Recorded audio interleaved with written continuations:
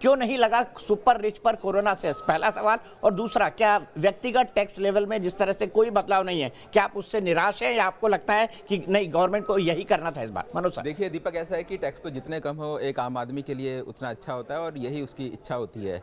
और अगर हम सुपर रिच पे टैक्स लगाते तो इससे क्या होता है कि इससे एक मैसेज नेगेटिव जाता है। इस बजट में एक जो सबसे अच्छी चीज़ है वो ये है कि पहली बारी मैंने बहुत सालों के बाद ऐसा बजट देखा है जहाँ की मैसेज एक पॉजिटिव है।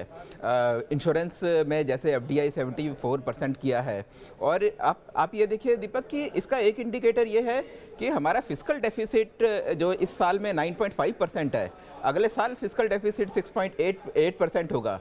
इस सब के बावजूद भी मार्केट 1700 पॉइंट के करीब 600-700 पॉइंट के करीब ऊपर है। हमने जो बैंक्स के प्राइवेटाइजेशन की बात करी, बैंक्स के प्राइवेटाइजेशन की बात मैंने लंबे टाइम के बाद सुनी है जी। क्योंकि इससे पहले जो हम टर्म इस्तेमाल करते थे वो हम डिसइन्वेस्टमेंट का करते थे। तो प्राइवेटाइजेशन का मतलब आप सोचिएगा कि हम लोग आज की डेट में प्राइवेट इन्वेस्टमेंट को अट्रैक्ट करने के लिए हम लोग हर कुछ सब चीज़ें करने को तैयार हैं।